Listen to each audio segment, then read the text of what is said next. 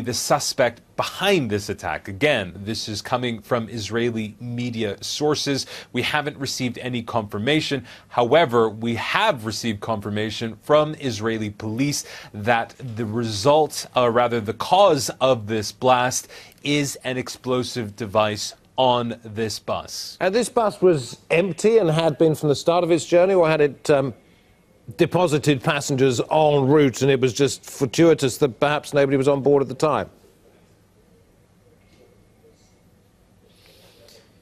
Indeed, David. All we know is that at the time of the blast, the bus itself was empty. However, behind the bus was another bus, and that is where most of the injuries, we understand, took place. In fact, if you look at those images, the bus in the front really just reduced to its shell, given the size and the scale and the power of this device. But you can also see some pretty significant damage to the bus behind it. Again, we're hearing at least 15 people have been injured in the explosion. Again, police saying that this was now a device that was planted on the bus. But I think the reason why at least the police for some time were showing some sort of caution as to what may have caused the attack or what may have caused the blast was because the bus itself was empty. But again, as we've been hearing from the police, that they now believe that a device was planted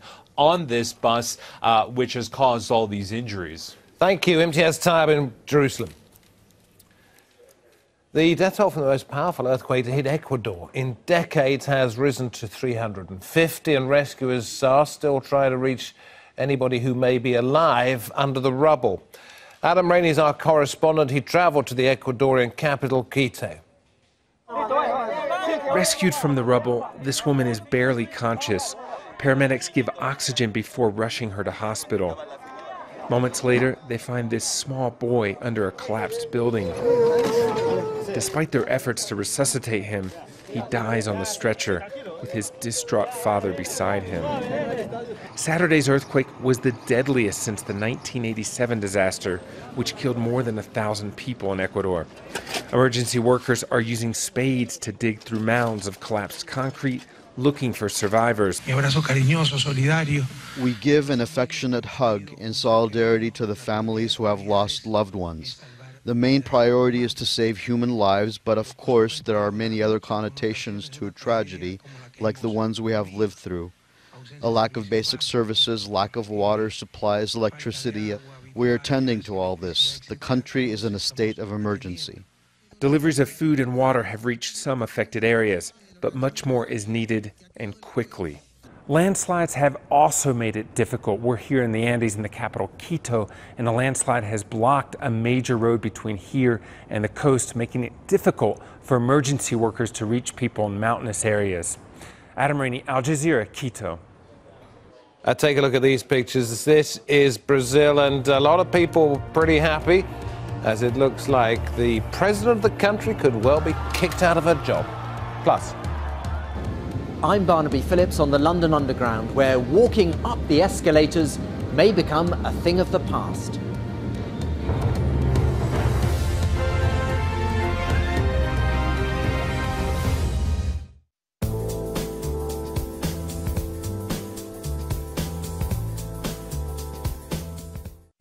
Welcome back. A look at weather conditions across Africa now. And looking on the satellite imagery, you can see the tropical cyclone to the north of Madagascar. That's going to give some problems across the Seychelles, I think, over the next few days, certainly spoiling the sunshine, if nothing else. But elsewhere, a lot of fine weather conditions, still some showers affecting the east coast of Madagascar during the course of Tuesday. For much of Namibia, South Africa, Botswana, through up into Zambia and Zimbabwe, it's all looking dry and fine. As you get further north, then you start to pick up on the showers. And really across much of that region, some very intense showers are likely. Meanwhile, further south, we've got some rain showing up in parts of South Africa during the course of Wednesday. But it is across this central swathe where we're seeing the bulk of the showers moving across from the east. So some big storms across DR Congo and away towards the Gulf of Guinea region. The forecast suggests plenty more showers here over the next 24 to 48 hours. Gabon looking fairly wet. Maybe the showers tending to die away a little bit as we head through towards Wednesday, but no strong signal on that. Heading heading up into North Africa. For the most part, it's looking fine. Temperature there 33 degrees in Cairo. But you can see behind me that area of low pressure pushing across the Iberian Peninsula. May well give some showers in Morocco during the course of Tuesday, and so too into Wednesday.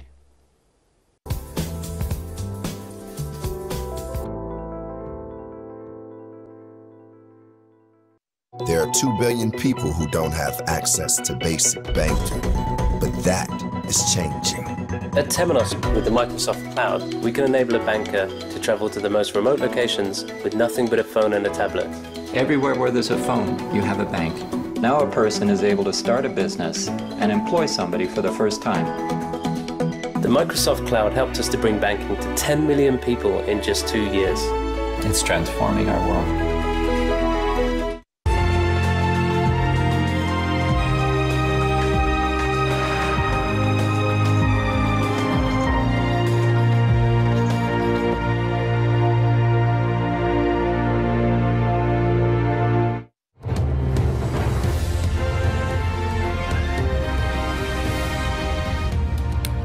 Well, these are the global headlines. Syria's opposition says it's postponing its participation in peace talks in Geneva. It blames an upsurge in violence on the ground and the lack of humanitarian access. They say they're expected to continue discussions with the UN Special Envoy. As 15 people have been wounded, there's been an explosion on a bus in Derech Hebron in southwest Jerusalem. Police say now it was a bomb and that most of the wounded were on an adjacent bus. And the death toll from the most powerful earthquake to hit Ecuador in decades has jumped to 350. Rescuers still trying to reach survivors buried under the rubble. Italy's Prime Minister is now saying that as many as 400 people lost their lives in the Mediterranean when the boats on which they were travelling capsized off the coast of Egypt. Most of the dead are thought to be from Somalia. The longer and more dangerous sea route from Egypt to Europe appears to be growing in popularity. Separately, Italy's Coast Guard says more than 100 people were rescued from a semi-submerged dinghy on Sunday and taken to the Italian island of Lampedusa. 6 bodies were recovered from the boat by a private rescue ship run by the humanitarian group SOS Mediterranee. They have been taken, those on board, that is, to the Italian island of Lampedusa. Well, all of this is just a day before the first anniversary of one of the biggest single disasters of this refugee crisis. 19th of April 2015 it was, and more than 800 people, well, they died on their way from North Africa to southern Europe, their boat tipping over in the Mediterranean. Lawrence Lee reports from the Italian island of Sicily on attempts to finally give some dignity to the dead. At the former American military barracks here, some 3,000 are looked after. New arrivals huddle in the shade, waiting to be registered. But one man has been here for a year. A year ago, Kasim from Mali was jumping into the sea as the overcrowded boat he was on keeled over and 800 drowned around him. He can just about bring himself to talk about it. I swam until I was so tired, he told me. I didn't know if another boat was going to come. It was so hard, so hard. Do you dream about it? I asked him. It's life, he said. I really can't explain. At Catania docks, the Red Cross is bringing in another 100 or so rescued by the Italian Coast Guard. The same volunteers now were on duty then. What happened that night is etched on their memories as well. We were so sad to see people survive this tragedy who had lost friends and relatives. It was very moving. The hugely overcrowded boat overturned when a ship went past and those on board rushed to one side to wave at it. The numbers drowned prompted Europe to raise its game in its search and rescue response, if not its commitment to sharing refugees. A year on, Sicily wants to go further. The salvage operation will involve lifting the wreck from the seabed and then extracting what are assumed to be hundreds of bodies from inside it. And after that, and as hard as it sounds, scientists here in Catania will try to identify not just where they all came from, but who they were. Giving the dead a name, say the authorities, might offer them at least a little posthumous dignity. È un'isola in mezzo al mare. We're an island in the middle of the ocean, and we know what it means to cross the sea chasing hope. We're proud of our humanity. Giving a name to the dead to those people is a duty of humanity. 47 of those whose bodies were recovered are at rest in Catania's cemetery. Where will this final underwater tunnel spit me out, reads this inscription. Nobody knows my name. On this anniversary, trying to answer that question sounds appropriate. Lawrence Lee, Al Jazeera, in Sicily. Now, the president of Brazil is almost certain to be kicked out of office after the lower house of Congress in Brazil voted in favour of impeaching her. There have been accusations that Dilma Rousseff manipulated government accounts. And the crisis is only just a couple of months before Brazil hosts the Olympic Games. Our Latin America editor, Lucia Newman, has more from the capital, Brasilia. After a marathon session of impassioned speeches, the fate of Brazil's president was confirmed. I bring with me our history of struggle for freedom and democracy. That is why I say to the country, yes for the future.